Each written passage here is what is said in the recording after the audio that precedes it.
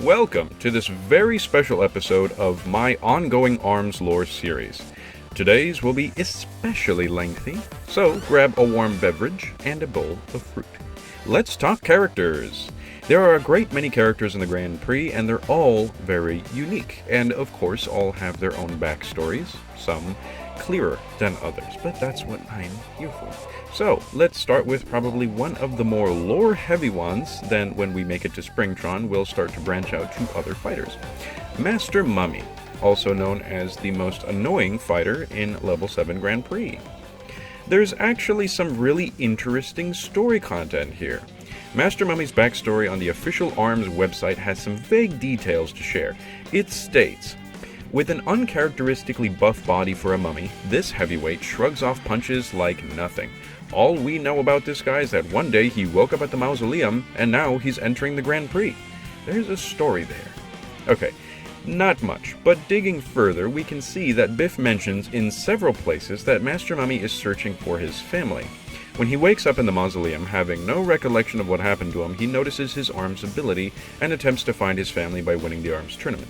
If he wins, perhaps his recognition as a champion will catch the attention of his lost loved ones. Now, it isn't certain how old he is or what era he came from, but we know that he's called a mummy because he appears to be mummified, the Egyptian tradition of embalming and wrapping an important person, usually royalty, in bandages to preserve the corpse for as long as possible. Now, Master Mummy doesn't necessarily seem to be Egyptian. I mean, even if we acknowledge that Egypt is a real place in the world of ARMS, there doesn't seem to be any kind of Egyptian iconography or designs we could point to. Interestingly, the only designs we see on the bandages he's wrapped in are words that are written in the ARMS language we see appear in other places in the game. Matter of fact, it looks like it's even written in the same font as the tournament-related insignias. Well, that's probably because this is sports tape, not actually Egyptian bandages. This seems to be supported by the gallery image that depicts Master Mummy picking up the loads of the stuff at a local store. So why was he wrapped up in sports tape when he originally woke up? Well, he was obviously a competitor in some kind of sporty tournament, as his leotard suggests, so chances are he probably used the stuff a lot anyway. Almost completely wrapped seems kind of excessive though, even for the sporty type, so maybe we can actually make some kind of Egyptian connection here. I mean, not literally, I mean, what if he was such an important competitor that his body was preserved like the rumored Walt Disney fiasco? Well, if we're to assume he was part of the ARMS tournament, that makes sense. Who's to say that the ARMS ministry didn't try to preserve great fighters from the past in order that they might be brought back later? So who, if anyone, revived Master Mummy? Well, that much can be definitively proven. In Dr. Coyle's personal research journal, she writes this of Master Mummy. The reanimation attempt went beautifully, the subject's total memory loss notwithstanding. As long as his ARMS abilities continued to develop, I'd call this procedure a success. Well, there you go. Dr. Coyle actually was the one to reanimate Master Mummy. But why? Coyle seems to be disinterested in anything besides her own devices. Well, there is one thing she seemed to care about as much as science and engineering. Her relationship with Max Brass. Yes, she had a serious affinity towards the Comish, as discussed last time. Unfortunately, even though it is assumed that they were lovers at one point, they went their separate ways after some bouts of disagreement. Coyle seemed to have too large an ego to enjoy sitting in Max's shadow, I suppose. So, how does this connect to Master Mummy? Coyle had a reason for choosing to reanimate him, seeing as the rest of her actions have been purposeful and calculated. Seeing that Master Mummy was clearly a man of renown, if the ARMS ministry wanted to preserve his body, we can assume that Coyle was interested in his skill, perhaps even his potential. Mummy may have been one of Max's predecessors, and judging by his appearance, it may not be too far off. We know that Max Brass's family line dates back all the way to the original conception of the ARMS ministry, because the old image we have of the founders depicts a man very close in appearance to Max Brass, though we know that isn't him since this was before Max was born.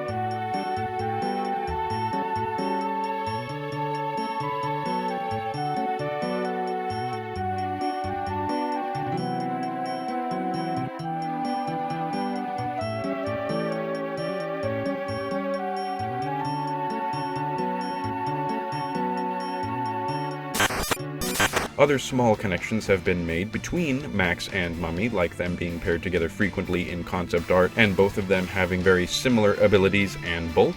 But we also know from Coyle's journal entry that she apparently gave Master Mummy his arms ability. So that Master Mummy couldn't have been an arms champion if he didn't even have the ability before he was resurrected. So why did the arms ministry preserve his body?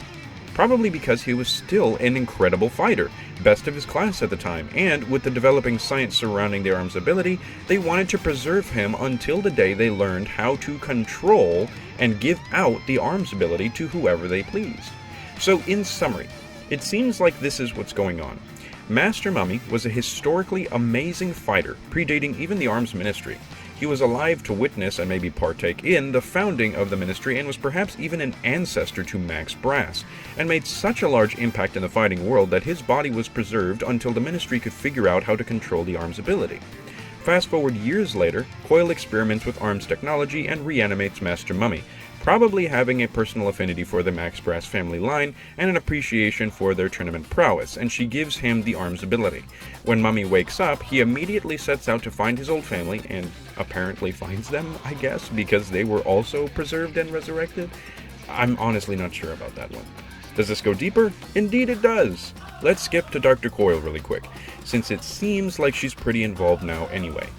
Coyle is the head of ARMS Labs, the science and technology division behind the arms you see in the game, like the toasters, the flamerangs, and the slapamanders. Watch the last episode if you want a real explanation behind her important role in the story. Remember how I just happened to glaze over Coyle just casually giving the arms ability to Master Mummy? This has insane implications. If Coyle actually activated the arms ability in him, does this mean she's finally discovered how to apply the arms ability to anything? I say anything and not anyone, because she seems to have created artificial beings, SpringTron, DNA Man, as well as Headlock, that also utilize this ability. Does this suggest that the arms phenomenon is not exclusive to sentient creatures? Certainly. As a matter of fact, one character in particular proves this, Twintel. Her hair is what received the ability, whilst her arms are completely normal.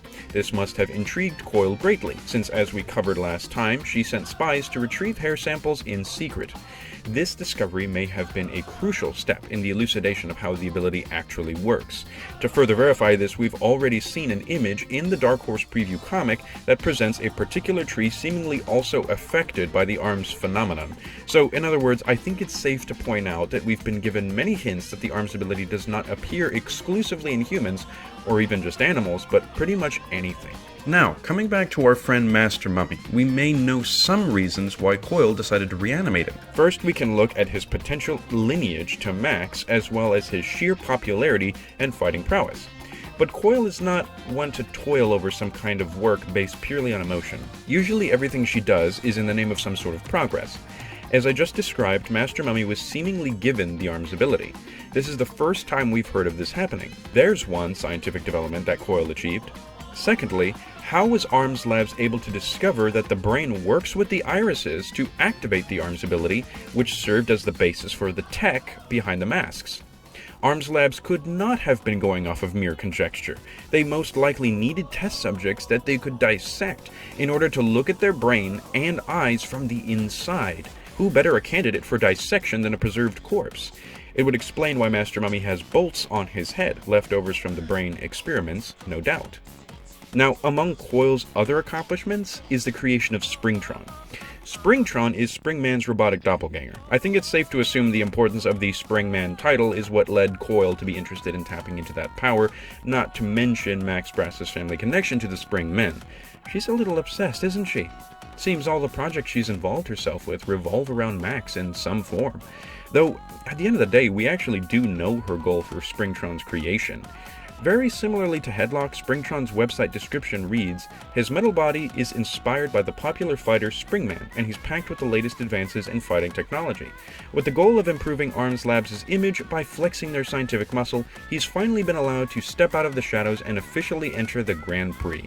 So just as Headlock was an attempt to prove that her science is objectively better than all of the competition in the Grand Prix, SpringTron is much of the same, but this time he's been given the unique role of actually participating in the competition from start to finish, instead of just appearing at the end. His victory means that Coyle can win the Grand Prix without even flexing a single muscle, her brain notwithstanding. There is plenty, and I mean plenty, of interesting lore surrounding SpringTron, just like Master Mummy. But even better, his Grand Prix storyline actually gives us additional information on the rest of the fighters, quite similarly to Coyle and her journal. So instead of focusing solely on SpringTron today, let's run down his Grand Prix encounter quotes. All of them have to do with Arms Labs, as well as every character's weakness. I'll throw in some extra tidbits here and there too. Against Springman, whose weakness is apparently math, Biff says, when creating SpringTron, Arms Labs secretly used Springman as their main inspiration. Building up data gathered via Helix, they set out to create a fearsomely pure fighter. Though I'm guessing they weren't able to replicate Springman's resilient spirit. Neat. We knew that. His appearance shows as much, and he even has the same quotes. We covered plenty of info concerning Springman in the last video, so if you want that, watch episode 2 and you'll get tons of juicy stuff on him. Moving on. Ribbon Girl's encounter is nothing interesting. The Arms Labs agents literally just binge watch her music videos, but this is the entry where we learn her weakness is lightning, which is fascinating considering she uses electric arms by default. Maybe this says something about her character. Biff even points out how odd it is that she favors the Sparky. Ribbon Girl is a pop singer in the world of arms, and her record label appears to be called Ribbonix Records. Her in-game hobbies are listed merely as singing and meeting fans. There isn't much else besides this, so I won't dwell on it too long, but there is one more detail of note. Her nickname is the Heiress, which is a reference to her playstyle, constantly afloat and gracefully hopping through the air. However, the word heiress is a pun in the sense that it also references the word heir, as in heir to a prestigious title. So Ribbon Girl's goal is to take a throne of sorts, which would indicate that she serves as somewhat of a nemesis to Springman in that regard. Ninjara's entry mentions his weakness is mosquitoes. The Arms Labs agents apparently infiltrated the college, but ended up just touring the campus and accomplishing absolutely nothing. Biff refers to him as the student of stealth. His name is appropriate, as Ninjara's backstory reveals that he attends a ninja college called Reisen Ninjutsu University. It also looks like his reason for participating in the tournament is graduation related, as he made winning the tournament his senior project. The stakes are high for this guy. His hobbies include hiding and reading. Nothing more is known besides this. Master Mummy's encounter, which I thought might prove useful, ends up just saying that his weakness is nails on a chalkboard and that the Arms Labs agents are determined to scientifically disprove the existence of ghosts. Okay. Since I already covered his most interesting points, let's just move on. Min Min's weakness is listed next as long baths, because her noodles would get soggy. Cute. Apparently, Arms Labs guys went into her family's shop, only to be intercepted by Min Min's father, who proceeded to show them baby pictures of Min Min. Oh my gosh, I need to see them. Min-Min's family dynasty is called Nintendo Noodle House, which the website refers to as a royal line. Maybe this family was tasked with providing noodles for every generation of the Chinese elite? Min-Min's goal is to bring a championship belt to her shop, presumably to bolster clientele and general business. The Dark Horse preview implies that Min-Min's goal is family-oriented, which means she probably wants nothing more than for her family's ramen shop to succeed. Additionally, the Chinese text on her costume is a stylized form of the Chinese word for noodles. Moving on, Mechanica's weakness is apparently drawing, which is very cute, but quite embarrassing for Biff to mention on a televised event. What's incredibly interesting here is that Arms Lab's agents apparently infiltrated her workshop, stole tons of valuable blueprints, and supposedly used that information in order to design SpringTron. Wow, so Coyle can't even make a completely original design? She has to steal from a 15-year-old?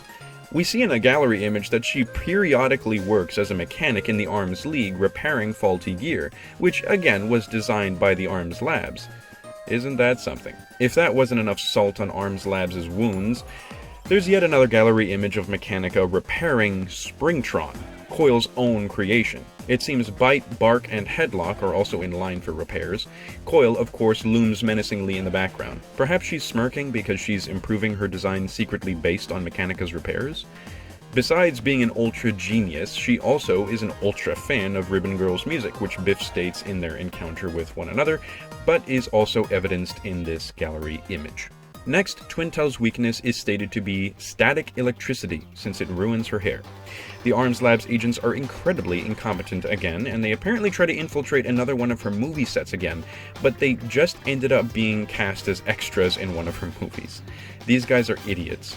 Twintel has, in her past, been badgered by Arms Labs agents for her miraculous hair, but only one attempt proved successful where they acquired a strand of her hair along with her special perfume. Interestingly, the perfume was also of genuine use, considering its ability to drastically slow down her opponent's movement.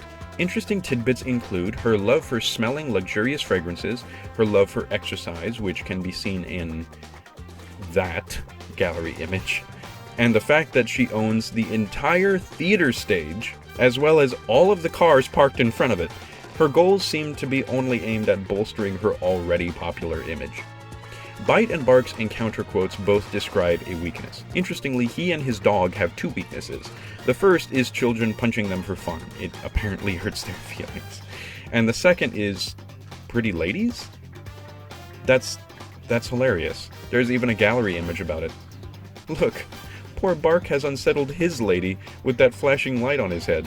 They are both police that patrol Buster Beach, which, by the way, is part of the same island resort that is owned by the Arms League, and is the same place that houses the V-Ball and Hoops courts, as well as the Skill Shot and Arm Getter minigames.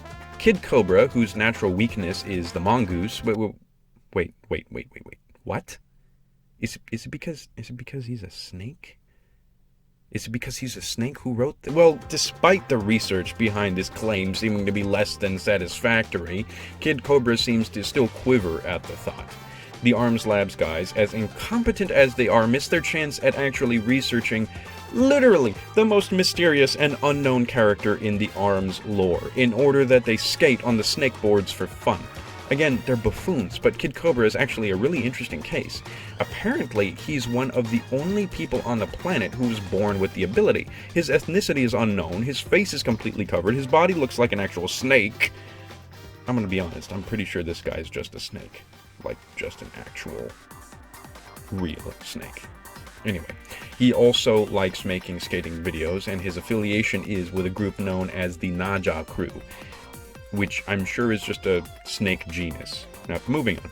Next up is Helix, or as I like to call him, DNA Man, who has absolutely no weaknesses. This is chalked up to him being another product of Arms Labs, though in my opinion, this would usually mean that he would have more design flaws rather than none. I digress. DNA Man is Coyle's true child. I guess in a weird sort of way, he's more lifelike than any of her other creations.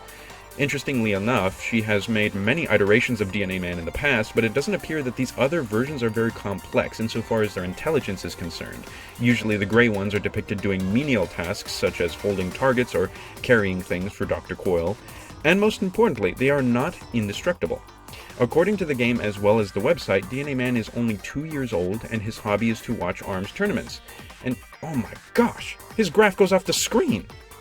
Because he's so big, gross, and elastic.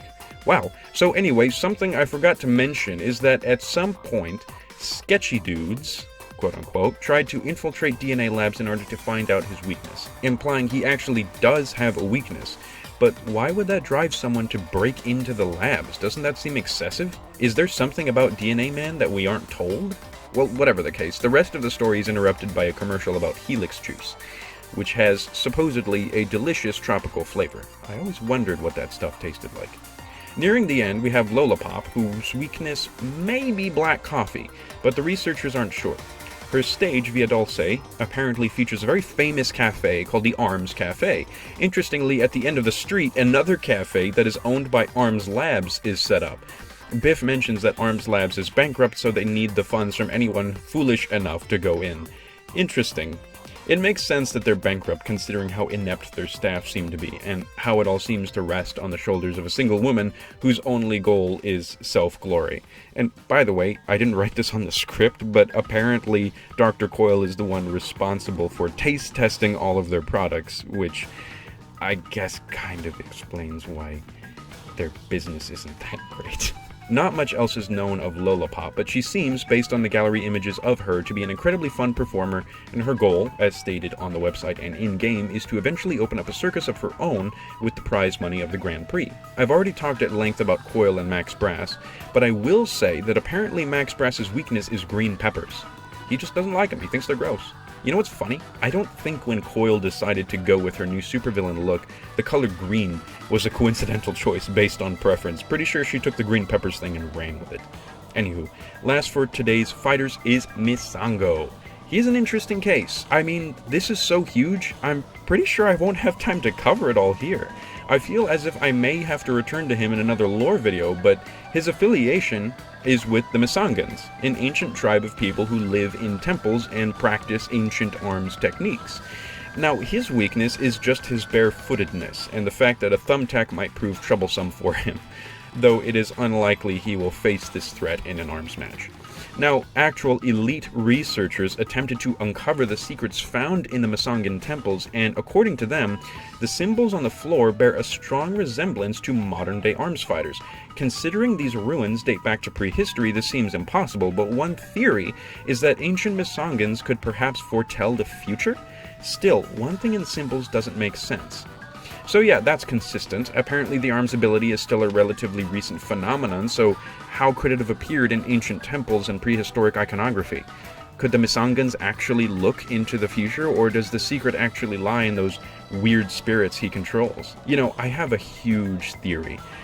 Thing is though, I'm pretty sure I'm right about this. Again, I should probably wait until another video to talk about this at length, but I'm pretty sure the spirits are of primary importance here. I don't think they're spirits, first of all. You can actually hit them in-game, and they form physical masks on Misango's face. Masks, huh? Interesting.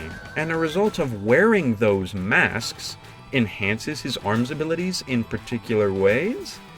Interesting. And they apparently existed for generations? Biff's intro for Misango says that this sprite was passed down for years. So the Misangans predate the arms ability, and they have a spirit companion that turns into masks that can edit the arms ability. Max Brass's encounter with Misango reveals that it is a popular belief amongst arms enthusiasts that Misanga, the temple grounds, are actually the birthplace of the arms ability. Excuse me? So I'll just say it. The spirits are single-handedly responsible for the arms ability. What are they? Sure as heck not spirits, but maybe aliens? Considering in the Nintendo Direct trailer for the game, it was actually hinted at that extraterrestrial life may have been responsible for granting humanity these abilities. I wouldn't leave it out of the question. Perhaps they came into the world, met ancient primal humans, the humans formed a tribe around them, and once they proved themselves worthy of the Misangan fighting style, the alien spirit things dispersed the ability among the rest of the world's inhabitants? That much is speculation, but I can tell you one last incredibly juicy piece of lore related to the Misangans, as well as another character in ARMS who doesn't even have a spot on the roster. Biff. Has anyone actually asked the question, what the heck is Biff even? Because I've asked it multiple times and I don't think anyone on the internet has provided an answer. I could be wrong about that, but sometimes I feel like I'm the only dude who does ARMS lore on the internet. Anyway, today I actually have the answer to that question. What is Biff? Well, I'll give you a huge hint. Look at this image here. You see Biff? You see the Misangan spirit? Notice the masks? Same sort of X shape of the bands that hold the mask in place? Same diamond shape in the front part of the mask? How, like, every single time the spirit is shown off in promo art, they use the yellow one? Oh yeah, and the statues of the apparent god Misanga, don't they look familiar to anyone? Biff even takes note of how eerily familiar these statues look when Springman fights on the temple grounds. Oh, and what does the gallery entry say on Misango's victory image? Misango invited me along for a celebratory trip back to his homeland, and man, the Misangans were sure happy to see me for some reason. What's hilariously ironic is that I'm pretty sure the implication is that Biff is a god. They juxtapose him with the spirit and the god Misanga behind him. What's even more interesting is that in almost every victory image, Biff likes to hide himself in the background in some kind of obscure way. But in this image, Biff is actually a primary subject. What's even more curious is that Biff seems to have been around in the days where Max and Coyle were in a relationship. Could they have adopted him? I guess Max took custody, considering that we never see him near Coyle in any images where she's featured. He also doesn't seem to remember anything about his relationship to the Misangan, since he can only conjure up familiarities between himself and the statues. And guess what? He's actually a god, or a celestial being that gave humanity the ARMS ability. I'd say that is an appropriate end to the ARMS lore series, but I don't think any of you would like these to stop, and there is certainly some more lore to talk about, so I won't put it out of the question, but I will certainly say that for now, it will be my concern to work on lore videos or analyses of other games I like, and put this series to rest for the time being. Thank you for watching, all of you, and especially those who continue to be patient as we work out balancing our busy lives with putting out good quality videos for you to watch and enjoy. Please drop by our Twitter page and say hello to our new spokeslady, Kat, who has taken over, she now runs the main account on social media, and she's making a few touch-ups to our overall look, so give her a warm welcome. In any case, guys, I hope you all enjoyed this ARMS lore episode. I'll see you all very soon.